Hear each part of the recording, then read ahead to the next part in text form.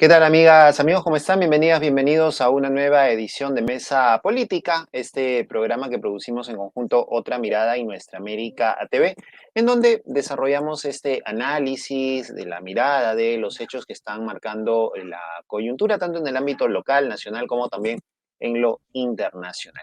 Esta semana queremos dedicar este espacio, este programa, a una figura muy especial. Se trata de Francisco Durán. Él ha sido investigador y ya hace un año que lamentablemente no contamos con él, pues falleció hace un año aproximadamente, y queríamos en este aniversario recordar un poco su figura, su trabajo de investigación, su trabajo en lo económico, en lo político, cómo sus investigaciones han podido calar en todo este tema y cómo también podemos rescatar sus investigaciones frente a lo que está sucediendo también en la actualidad. Para hablar de ello hemos convocado a tres personas con las que vamos a dialogar sobre este tema. Ellos son Indira Wilca. Ella ha sido congresista de la República, es activista y conoce también el trabajo desarrollado por Francisco Durán. También nos acompaña Humberto Campodónico, economista, profesor, docente de la Universidad Nacional Mayor de San Marcos y también miembro del directorio de Otra Mirada, directorio al cual también pertenecía Francisco Durán, y Kenji Martínez. Kenji Martínez es licenciado en Ciencia Política de la Universidad Católica y ha sido asistente en las investigaciones también que realizó Francisco durante todo este tiempo. A ellos tres les damos la más cordial bienvenida y gracias por aceptar esta invitación. Conversemos un poco, iniciemos, si nos permiten iniciar con Indira, un poco para comentar y conocer qué tan importante ha sido el trabajo de investigación de Francisco Durán en todos estos hechos que se han visto también, se han analizado desde el punto de vista político, ¿no? Respecto a la corrupción, por ejemplo, de los grupos de poder. Francisco Durán fue autor de uno de los principales libros en los cuales se ha hablado sobre la presencia, por ejemplo, de la empresa Odebrecht, la empresa que capturaba gobiernos, se llama este libro. Cuéntenos, Indira, por favor, cuál es esta mirada que tiene usted respecto a esta importancia de las investigaciones de Francisco Durán. Bueno, en primer lugar, buenos días, Francisco, Humberto, y a Kenji, y a todas las personas que nos están viendo, y gracias por invitarme a este espacio para recordar a Francisco y a su obra sobre todo. A ver, yo empezaría diciendo que, por supuesto, hay mucho que se puede comentar respecto al trabajo de un intelectual como Francisco Durán, una persona más comprometida con su país a través de su trabajo académico.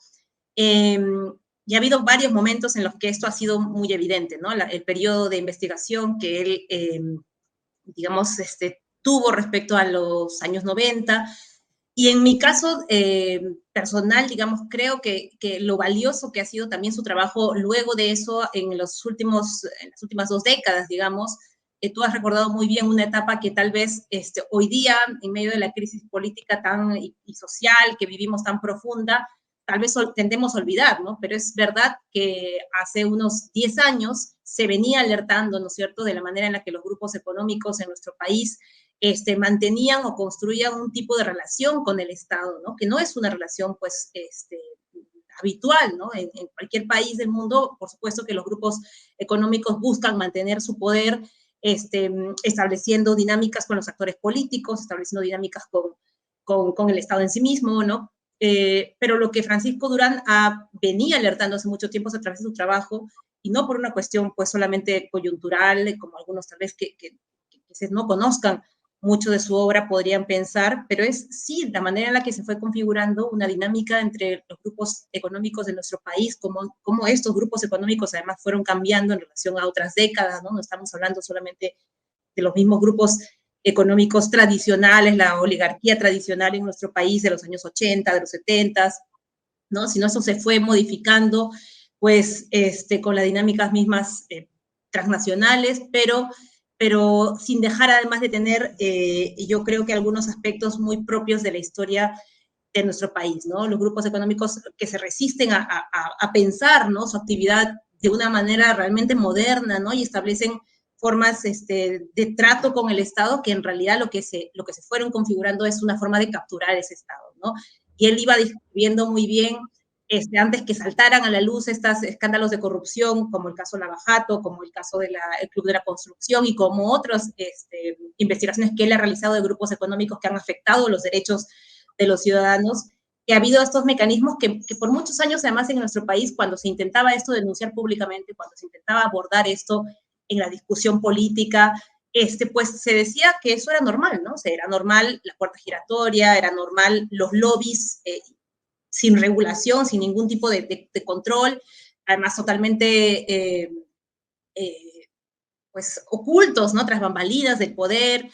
Era normal la aprobación de leyes, ¿no? Con nombre propio, ¿no? Y esto, que en su tiempo lo advirtió él muy bien a través de su trabajo, como digo, riguroso, pues en el tiempo que a mí me tocó ser congresista, ya no era una cuestión que se normalizaba simplemente, ¿no? A partir del año 2006, entre otras cosas, como digo, por el escándalo internacional que fue el caso Lava Jato, pues se fue desgranando esos mecanismos, se permitió, yo creo que además eso tal vez es uno de los mayores logros de alguien como Francisco Durán, que yo creo que siempre hay que valorarlo, que una ciudadanía fuera consciente de ese tipo de mecanismos y de formas de operar de los grupos económicos, y tal vez hoy es algo que la política sigue resistiéndose a discutir, ¿no? Porque sabemos hoy el nivel de compromiso que tiene la clase política en el poder con estas formas ilegales o corruptas de operar de los grupos económicos, pero yo sí creo que hay una ciudadanía hoy día mucho más consciente, ¿no es cierto?, de que eso no es algo normal, de que no está bien, no es normal, no es aceptable en una democracia, que grupos económicos puedan decidir la aprobación de normas para favorecerse en el ámbito no solamente de la gran inversión privada, sino también en cosas como la salud, por ejemplo, la concertación que hay de grupos empresariales, por ejemplo, en el ámbito de los medicamentos o de las clínicas privadas, ¿no? Entonces, creo que hay cosas muy importantes que han ido pasando en los últimos 10 o 15 años que nos han permitido ver en todo este tiempo cómo se ha pasado de normalizar y de tener que, con personas como Francisco Durán, de poner sobre la mesa estos elementos, las formas en las que se han ido vinculando los grupos económicos, cómo han ido capturando estos grupos económicos, grandes grupos económicos, el Estado y la política, a lo que hoy estamos pasando, ¿no? Que es un momento en el que mucha gente siente de estas dinámicas y, pues, por supuesto, no las acepta y las rechaza rotundamente. Ahora, Francisco Durán era una persona que, y esto lo mencionaba constantemente, creyente, ¿no?, de la participación activa de los jóvenes, no solamente en la cuestión política, sino también en estos procesos que él desarrollaba de investigación, en estos procesos de análisis. Kenji, cuéntanos un poco cómo fue su llegada con Francisco Durán a trabajar con él y qué se puede rescatar también de este trabajo desde la universidad, desde el ámbito científico, de la investigación realizado en este tiempo. Quisiera empezar agradeciéndote, Francisco, por el espacio. También extender mi saludo cordial a Indira, Humberto y a todos los asistentes y oyentes que nos escuchan a través de esta plataforma. Yo quisiera no hablar del profesor como académico o colega, sino más bien retratar una faceta distinta desde una perspectiva joven. Porque yo recuerdo con mucha añoranza cuando el profesor Durán me enviaba un correo cuando aún era estudiante, siempre lo firmaba como Paco. Trato que demostraba cariño, confianza, cercanía. Entonces, yo quisiera titular, en base a lo que tú acabas de plantear la pregunta, Francisco, mis palabras, titularla de la siguiente manera: el profesor que me inspiró, sobre todo de los más jóvenes. Y yo recuerdo que cuando yo por primera vez ingresé a la universidad en el 2019, él me impartió el curso de Economía Política. Luego, entre el 2021 hacia adelante, fui su asesorado de tesis y también asistente de investigación. Y es en el 2022 donde me envió una carta para ser predocente de la misma materia que empezamos. Yo también recuerdo de que el profesor era, y es con esta experiencia que les acabo de comentar, que yo tengo un espacio hoy para dar a conocer y retratar esta faceta que quiero dar a conocer al público, ¿no? Porque cuando era alumno, el profesor siempre me explicaba en sus clases de economía política el problema empresarial, también cómo se proyectaba con la política, y este primer insumo me sirvió muchísimo a mí como joven para reflexionar y darme cuenta de la realidad nacional y la problemática, sobre todo, que nos enfrentamos como jóvenes, ¿no? O en la política, como Indira. Luego de ahí yo pasé por una siguiente etapa. ya era de asesorado, porque yo le pedí que fuese mi asesor de tesis, le envié un correo y él siempre muy práctico, con palabras cortas, él siempre me respondió de una manera inmediata, me dijo, genial Kenji, gracias, hagámoslo juntos. Pueden ser palabras cortas, pero que demuestran una virtud que siempre tuvo el profesor, que es dar confianza, porque a veces cuando uno está asesorado de tesis, en nuestra etapa de estudiante hay muchos profesores que no son tan cercanos. Él, por el contrario, demostraba una imagen más horizontal. Entonces, eso inspiraba mucha confianza. Luego de ahí pasé a una etapa de asistente de investigación, porque yo le pedí ser su asistente, participamos en diversos proyectos.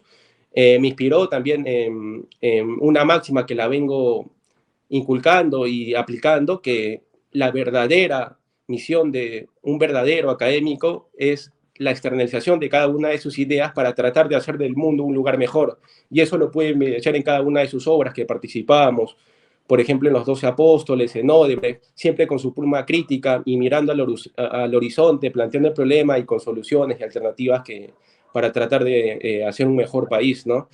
Y por último, una etapa que quisiera esbozar y retratar de él es como predocente, porque él, bueno, luego de su lamentable fallecimiento, inicié como predocente en la materia que por primera vez me enseñó, me inculcó economía política, y pude evidenciar el efecto Durán de los más jóvenes, porque si el profesor aún estaría presente, estaría muy orgulloso de que sus textos, sus libros son aún lecturas obligatorias, y también de que sigue dejando nuevas preguntas en mentes, en las nuevas generaciones, en los más jóvenes, ¿no?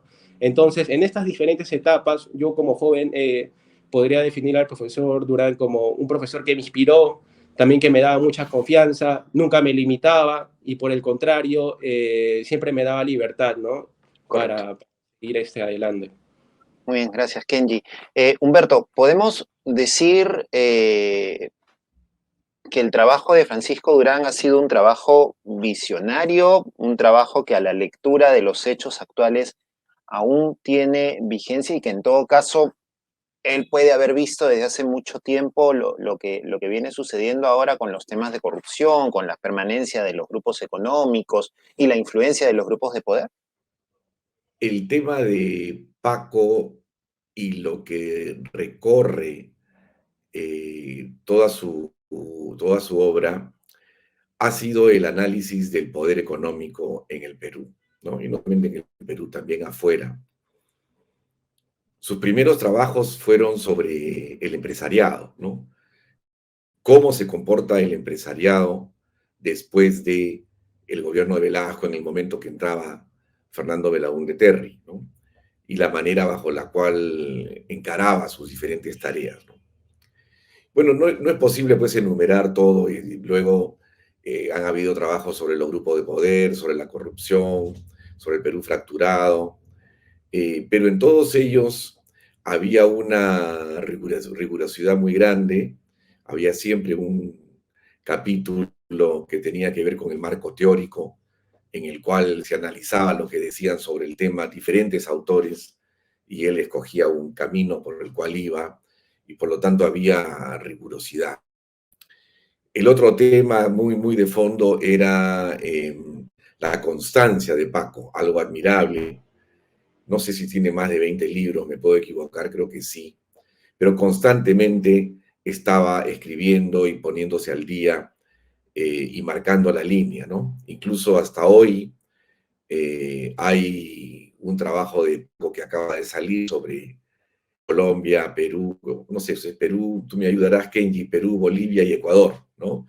Que está siendo publicado y traducido.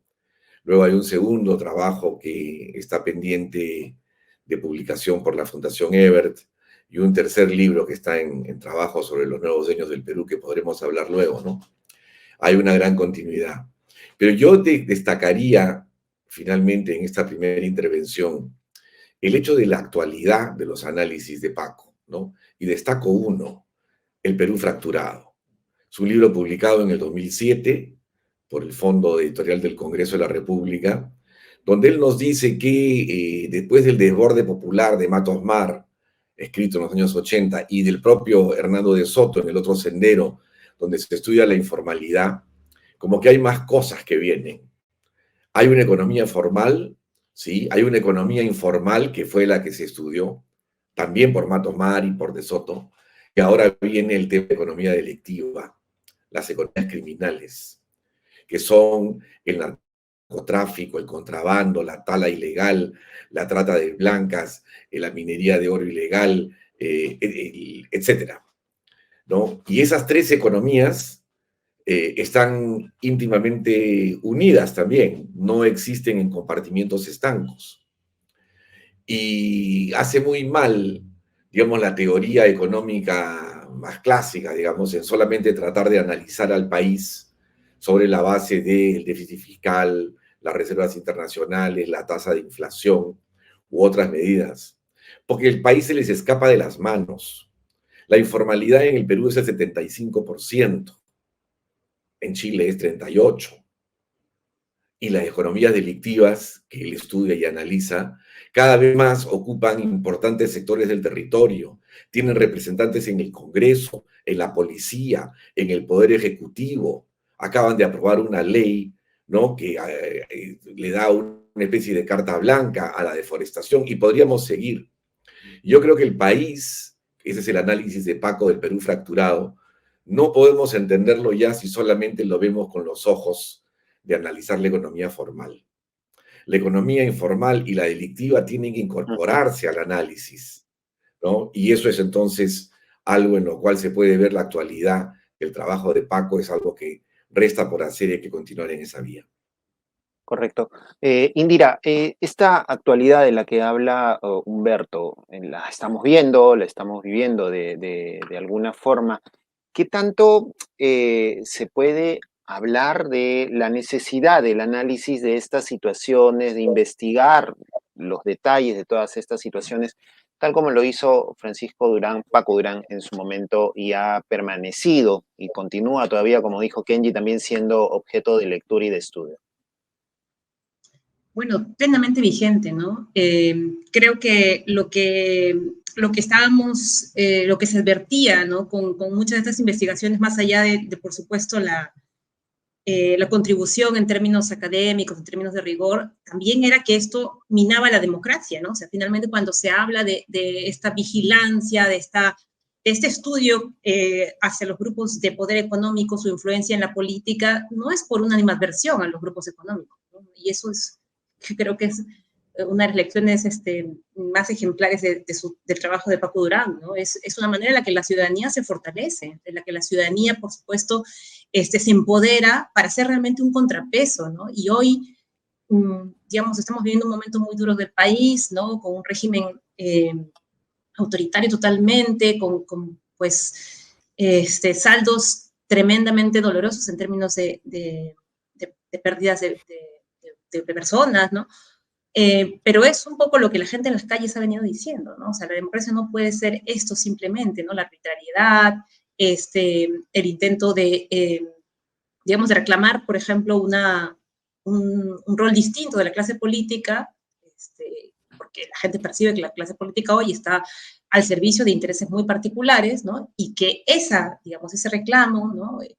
Pues hecho con mucha fuerza sea una razón, una justificación, pues para simplemente actuar por fuera de cualquier tipo de legalidad, ¿no? Como ha pasado. Entonces, yo creo que es muy vigente, ¿no? Esta discusión respecto al rol y el funcionamiento de los grupos de poder económico en nuestro país para pensar, ¿no?, nuestra democracia, ¿no? Esa es tal vez hoy la discusión más fuerte que está vigente, que a veces no sabemos cómo abordarla necesariamente. Esto que decía Humberto es muy interesante, ¿no? Porque no es solamente discutir la democracia pensando en las instituciones que hay que reformar y, por supuesto, la reforma política, muy importante, a la reforma del sistema electoral, sino también la relación que tiene, como digo, el Estado y esa democracia con grupos que pasan por encima de cualquier tipo de canal de participación pues regular, ¿no? Y frente a lo cual la ciudadanía queda a veces sin ningún tipo de poder. Y creo que eso es lo que hoy está, como digo, en el centro de las preocupaciones de una mayoría de ciudadanos que se siente cada vez más lejana y que rechaza cada vez más, lamentablemente, cualquier forma de expresión política, ¿no? Correcto. Kenji, usted mencionaba hace unos momentos y hablaba de Francisco Durán, de Paco Durán, como un profesor que lo inspiró. esa inspiración, ¿cómo llega también a diversos espacios estudiantiles, a diversos espacios juveniles? Ya desde la mirada de usted como docente ahora, ¿cómo vislumbra que pueda seguir calando este trabajo, el pensamiento de Paco Durán en la mirada de los jóvenes que están viendo el tema económico, que están viendo el tema político también? Yo creo que eso tiene que ver con una frase que un gran amigo me dijo una vez: quien siembra una idea, frase o enseñanza en otra o otras personas, asegura que el mundo sigue en constante cambio. Y eso es lo que el profesor ha demostrado, porque ahora que soy docente, el efecto Durán lo veo, lo pude evidenciar porque siguen teniendo nuevas preguntas los estudiantes, también las lecturas son obligatorias, veo muchos jóvenes entusiasmados, entonces dejo un legado rico de lecturas, de textos, que incluso después de su lamentable partida sigue vigente sus ideas. Entonces, eso es lo que yo puedo ver, evidenciar. Ahora también, junto a Humberto, la señora Tula y otros colaboradores, estamos elaborando un libro que lo puedo adelantar un poco, son los nuevos dueños del Perú, en honor a Carlos Malpica, donde vamos a retratar justamente quiénes son las empresas y conglomerados que dirigen y comandan la economía nacional, y puedo adelantar algunos ligeros hallazgos, por ejemplo, que hoy en día la economía está más extranjerizada que nacionalizada, también está más reprimarizada en ciertos sectores y dos grandes polos. Entonces, ese tipo de evidencia, lo que el profesor ha dejado, o lo que yo llamo el efecto Durán, es de que su legado no muere incluso después de su lamentable deceso, sino que hay jóvenes, como yo, muchos, que van a continuar con su visión, con su misma rigurosidad, con la misma problemática empresarial y cómo se proyecta en la política, y sobre todo buscar soluciones, ¿no? Porque algo que también yo recuerdo del profesor Durán y que Humberto hizo mucho hincapié es su constancia. Yo recuerdo que él nos enviaba, cuando yo era asistente de investigación, me enviaba un correo un domingo, sábado, y ahí estaba el secreto de su felicidad, justamente en pasar tiempo con su familia, pero también investigar temas que le gustaban, y lo hacía apasionadamente. Entonces, yo creo que esas cualidades van a permitir que, como dije al principio, siga girando el mundo de constante cambio, ¿no? Eso es lo que puedo evidenciar. Muy bien. Humberto, para profundizar esto que mencionaste sobre el Perú fracturado, cómo ese concepto lo estamos viendo ahora, ¿no? En el tema de las movilizaciones, el tema de las protestas contra el gobierno, algo que podría resultar un proceso, digamos, en cualquier lado medianamente normal, tiene una serie de suspicacias cuando se ofrece la venta de entradas a un patrimonio arqueológico o turístico a una empresa privada, y esto despierta obviamente reacciones, y desde Lima se sigue mirando esto como simplemente un chantaje, una presión por parte de la gente. ¿Qué tanto ha calado este tema del Perú fracturado y lo podemos ver todavía en nuestra realidad? Bueno, en verdad yo creo que es un tema que nos toca desarrollar y difundir más. Yo creo que el planteamiento de Paco, como bien dice Kenji, ¿no? Cuando uno dice que es una economía en la que se está viviendo ahora mucho más extranjerizada que antes, más participación de capital extranjero que antes, reprimarizada también, porque el sector industrial ha caído, está en 12, estaba en 20%, ahora está en 12%. Pero al mismo tiempo también esas características lo que han hecho es que el sector formal es incapaz de proveer el empleo a las 300.000 personas que cada año ingresan al mercado y que no les queda otra cosa más que ir a la informalidad y también ir a las economías delictivas. Entonces hay un problema ahí que tiene que ver con el modelo de crecimiento o el estilo de crecimiento, esto de dejarle todo al mercado, que bueno, funcionó algo cuando había el superciclo de grandes precios de las materias primas, pero ahora ya no. Entonces, ¿cómo hacemos con este tema, no? Yo creo que cuando el Estado deja de, digamos, de cobrar los impuestos, eso lo dice Paco muchas veces, que trabajó también como asesor en la SUNAT, entonces no hay manera bajo la cual, si no controla el Estado, puede controlar los impuestos, el territorio, etcétera, entonces se va cada vez más debilitando. Y eso es lo que ha sucedido. El Estado se ha debilitado enormemente y abre el camino a los diferentes modos de acumulación, llamémosle así, que cada vez van creciendo fuerza. O sea, lo que ha pasado en Ecuador no es una casualidad, ¿no? O sea, de alguna manera podría decirse que nos llevan la delantera, pero tampoco es que estemos nosotros fuera de ese proceso, ¿no? Antes en Colombia se necesitó hasta una intervención fuerte, digamos, para ir contra el narcotráfico, ¿no? Y veamos El Salvador, o veamos lo que pasa en Argentina, ¿no? O sea, todas son tendencias en las cuales, evidentemente, uno se va dando cuenta que el tema del crecimiento económico, el tema del poder y el tema de la democracia se entrelazan esas tres, ¿no? Y entonces, desde ese punto de vista, yo creo que una de las frases más interesantes de Paco, en una entrevista que se le hizo en Quehacer, es: con todo esto que tenemos, el Perú se ha lumpenizado. Se ha lumpenizado. Lo vemos en el Congreso, ese creo que es el ejemplo más claro todos los días. Lo vemos también en la corrupción en los gobiernos regionales y en otros, ¿no? El tema es que, digamos, el caballo se ha salido del corral, ¿no? Ya está corriendo por otro lado, ya no se le está, no, o sea, no está viendo, lo vemos en la crisis de los generales, el Ministerio Interior, o sea, todo, ¿no? Por todo lado, en el Poder Ejecutivo, etcétera. Y ya no hablemos, pues, del narcotráfico, del contrabando, de la tala ilegal de sectores enteros controlados por mafias donde el Estado no entra. Es muy grave, ¿eh? La verdad, tenemos que meterle mucho a eso, porque de otra manera, o sea, no podemos entender al país. Y termino con esto, ¿no? Es leyendo el tema de Paco, el Perú fracturado, el Perú lumpenizado, etcétera, que, por ejemplo, varias personas se están movilizando, lo vemos hasta la sociedad de minería, la sociedad de industrias, todos están diciendo se controla sectores del territorio, se controla, eso viene de ahí. Y hay varios aportes, ¿no? También, como estos libros sobre las economías delictivas en el Perú, de Basombrío, Vera y alguien más, que también contribuyen a lo mismo sobre la base de lo que Paco dijo en el 2007, ¿no? Ya son 16 años. Entonces, esa es un poco una actualidad que nos está diciendo, oiga, pongámonos las pilas porque el país se nos va. Correcto, Humberto. Vamos a hacer una última ronda de 1 minuto cada uno ya para poder cerrar este programa especial. Indira, un poco en 1 minuto, ¿cómo podríamos resumir, ¿no?, la presencia y la trayectoria de Paco Durán en nuestra historia, en nuestro país?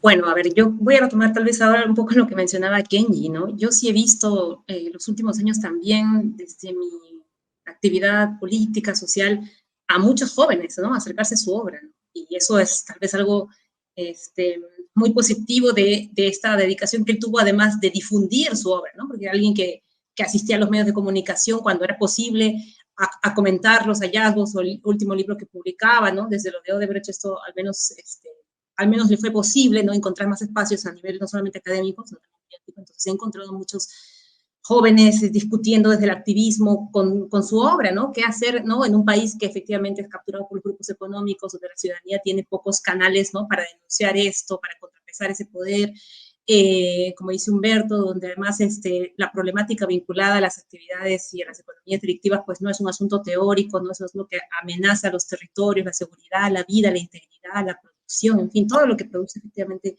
bienestar, ¿no? Entonces, esa es una preocupación de hoy en muchos jóvenes. ¿Qué más podemos hacer? Yo creo que efectivamente, ¿no?, seguir difundiendo, discutiendo su obra, yo creo que a la luz, además de las cuestiones que hoy día se están dando, ¿no? Si bien estamos en una etapa muy difícil en términos políticos, también, como digo, hay una gran voluntad de la gente, de la ciudadanía, de los pueblos, de no mantener la situación que está, ¿no? Esto es, ¿no?, difícil, es un momento, pues, complejo, complicado, pero ahí donde haya capacidad, pues, de resistir y de cambiar esto, yo creo que va a haber también mucha capacidad de escuchar y seguir discutiendo con la obra.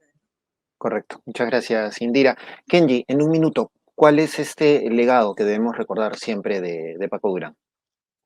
En pocas palabras, es un profesor que me inspiró a ser buen estudiante, también ser buen asistente, ser buen predocente, ser buen profesional, pero sobre todo un buen ser humano, ¿no? Y yo recuerdo que el secreto de su felicidad era muy simple, porque yo lo veía contento siempre o pasando tiempo con la familia o investigando los temas que le gustan, ¿no? Y también me brindó 2 sabios consejos. El primero es que la academia y la política nunca deben estar desconectados, porque así como existen hombres de ideas en la academia, también existen hombres de acción como Indira o mujeres. Entonces, eso es algo que a veces hay que reducir esa brecha. Y lo segundo, que quien no conoce la realidad no puede gobernar. Y aplica también para la academia, porque hay académicos que no conocen el lugar de los hechos, entonces también hay ese tema de desconocimiento de la realidad. Y a nivel político, por ejemplo, no conoces Lima, no conoces otras regiones, o vas como Dina, Ayacucho, y no conoces que no tienes una buena relación con ellos, y los resultados son ellos, ¿no? Entonces, yo me quedo con esas 2 grandes y poderosos y sabios consejos, ¿no? Muy bien, Kenji, muchas gracias. Humberto, en un minuto esta intervención final para recordar a Paco Durán. Bueno, en tiempos de hace unos años se hablaba mucho de los llamados intelectuales orgánicos, ¿no? En otras palabras, donde no te quedas solamente en la actividad académica y en la comprensión de las cosas, que es muy importante, sino que entras a la vida social, a la vida política, tratando de poner en práctica las ideas, los conocimientos, junto con otros compañeros e incluso en diferentes apoyos a organizaciones, ¿no? En ese sentido, Paco siempre estuvo muy interesado en apoyar las diferentes propuestas políticas sobre la base de sus planteamientos, y eso lo hizo en los últimos años, y siempre ha estado preocupado por el hecho de tener no solamente los canales académicos, no solamente el tema de los medios de comunicación, sino de plasmar pues una alternativa de organización. Y lo hemos visto en todos los apoyos que él ha tenido en el 2016, en el 2021, lo que ha podido hacer en adelante. Y yo creo que ese es, digamos, para alejarme, no solo para alejarme supuestamente, ¿no?, de los planteamientos de Paco, que en realidad no es ninguno, es el hecho que sin una organización o un planteamiento político que incorpore programáticamente lo que se puede hacer desde la academia, en la universidad, desde la defensa de los derechos, desde el tema económico, es difícil la coyuntura y es difícil la situación. Más aún que cuando ahora hay supuestas izquierdas que se irrogan, digamos, el derecho o el hecho de ser izquierda y que son lanzadas a los 4 vientos por los medios de comunicación. Tanto más difícil, ¿no? Pero estoy seguro, en algo lo conversamos en algún momento, que ese tema era un tema clave para Paco, ¿no? O sea, cómo hacer para que todas estas ideas puedan plasmarse organizativamente y políticamente de manera a contribuir al país, ¿no? Porque si no, todo tiene valor, no lo niego, ¿no? Pero es superlativo cuando eso se puede lograr. Y bueno, en ese camino que nos dijo Paco, hay que seguir estando. Estoy seguro que podemos llegar a buen puerto en estos meses, en estos años, para en homenaje a Paco y su nuevo libro que ya sale, ¿no? Los nuevos dueños del Perú. Muy bien, y estaremos atentos, gracias Humberto, y estaremos atentos a la publicación de este libro para seguir leyendo las ideas y el trabajo investigativo importante de Paco Durán. Muchas gracias Humberto Campodónico por estar con nosotros, Kenji Martínez también por su presencia aquí en el programa, y Indira Wilca por haber participado de este espacio especial, este capítulo especial de Mesa Política, en donde hemos hablado de la vida, obra y trayectoria de Paco Durán a un año de su lamentable fallecimiento. No podemos irnos sin agradecer a Tula Ochoa, viuda de Paco Durán, quien nos ha dado la mano en este espacio, nos ha ayudado también en la coordinación de este programa, y que se mantiene ahí activa siempre también acompañando el trabajo de Paco Durán aún después de no estar aquí presente, Paco. Muchas gracias a ella y a ustedes, amigas, amigos. Recuerden que pueden encontrar estas y otras entrevistas, como siempre, en las páginas web y en las redes sociales de Otra Mirada y Nuestra América TV. Conmigo será hasta una próxima oportunidad.